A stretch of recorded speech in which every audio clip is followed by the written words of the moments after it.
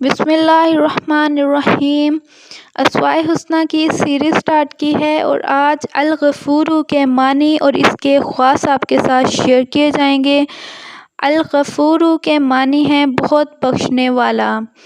اس کے خواص کی جانب چلیں تو الغفور کا پہلا خواص ہے کہ جو شخص الغفور کو بکثرت پڑھے گا اس کے دل سے انشاءاللہ سیاہی مٹ جائے گی۔